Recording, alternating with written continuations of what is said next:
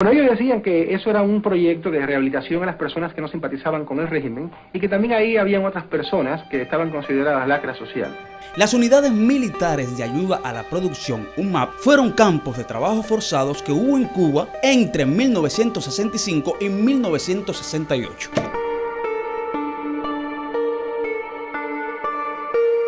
Aunque no existen cifras verificables, puede afirmarse que allí estuvieron casi 25.000 hombres, básicamente jóvenes que estaban en edad de prestar servicio militar, que por diversos motivos se negaban a hacer el servicio militar obligatorio o eran rechazados en las Fuerzas Armadas Revolucionarias de Cuba y, según el gobierno revolucionario, tenían que ser reeducados.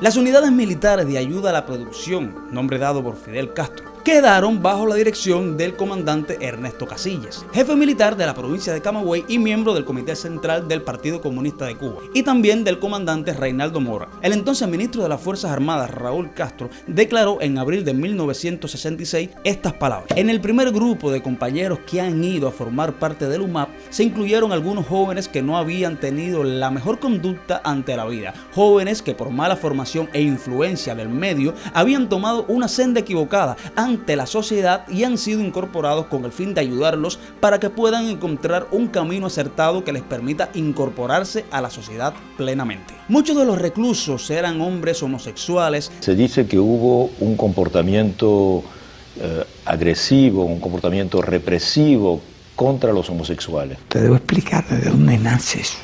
En la defensa del país, para defender el país,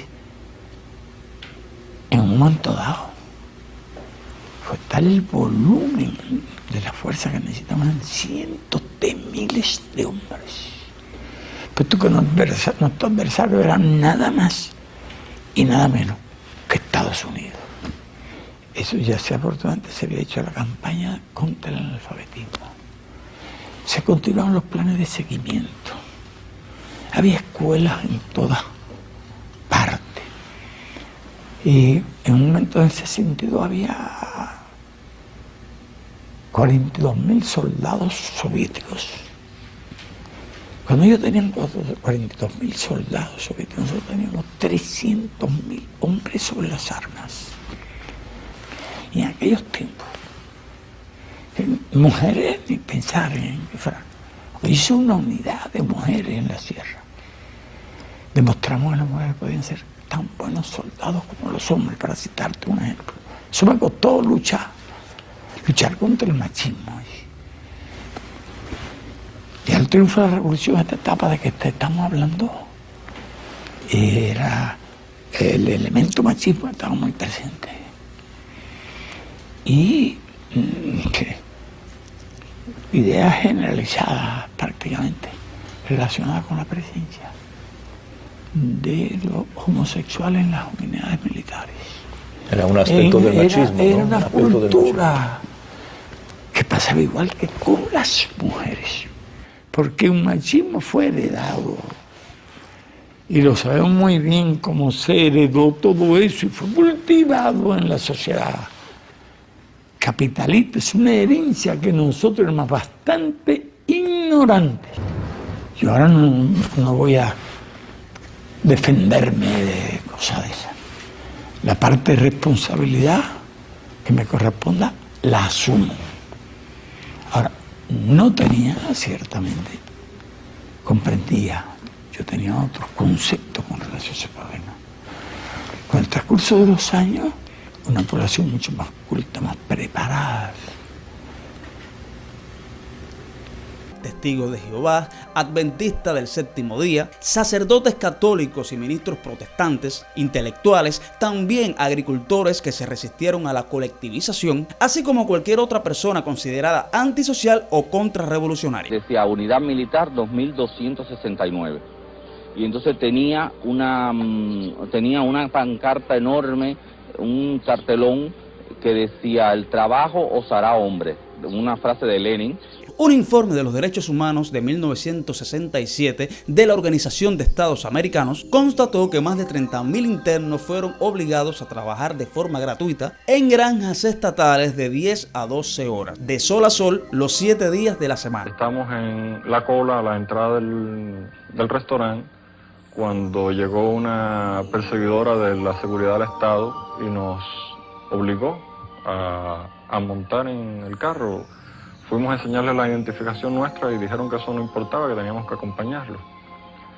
Entonces, de ahí nos llevaron a cuadra y media, que estaba el Hotel Capri, y cuando llegamos allí nos encontramos que tal parecía la filmación de una película, porque estaba todo lleno de grandes reflectores y decenas de guardias en las aceras, en fila, y deteniendo a la gente. Muchas personas fueron detenidas en forma bastante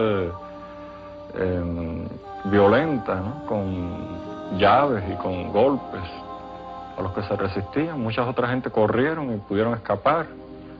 Entonces, de allí nos llevaron a unos ómnibus que estaban escondidos en un parqueo cercano, que serían como 10 o 12 ómnibus, calculo yo. Y ahí llenaron esos ómnibus con todos nosotros y nos condujeron a la seguridad del Estado. El informe concluye que los dos objetivos principales de los campamentos del UMAP eran facilitar el trabajo gratuito para el Estado y castigar a los jóvenes que se niegan a formar parte de las organizaciones comunistas. Se nos había clasificado en 3 grupos. Uno de los grupos era hippies.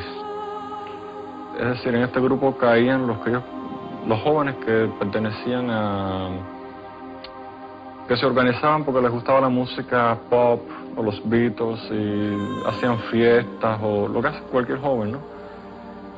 Y tenían el pelo largo porque era la época de esa moda y las camisas de colores, etc.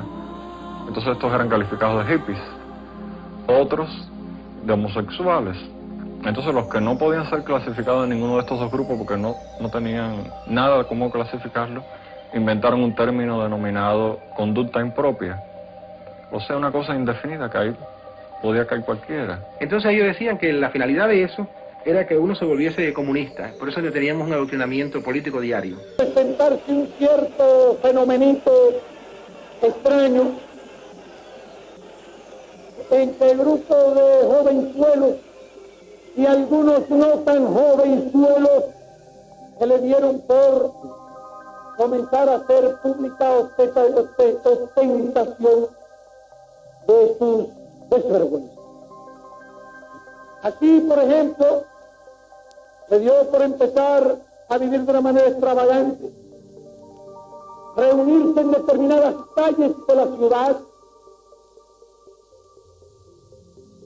en la zona de la Rampa, frente al Hotel Capri. Muchos de esos pepillos vagos, hijos de burgueses, andan por ahí con unos pantaloncitos demasiado estrechos, algunos de ellos con una guitarrita en actitudes elvis-preslianas y que han llevado su libertinaje extremo de querer ir a algunos sitios de concurrencia pública a organizar sus shows feminoides. Por la libre, que no confundan la serenidad de la revolución y la ecuanimidad de la revolución con debilidades de la revolución. La sociedad socialista no puede permitir ese tipo de degeneraciones.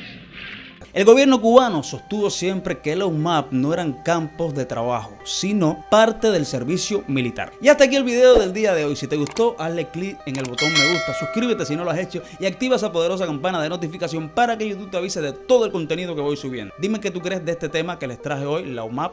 Déjamelo en los comentarios. Los quiero. Cuídense mucho. ¡Chao!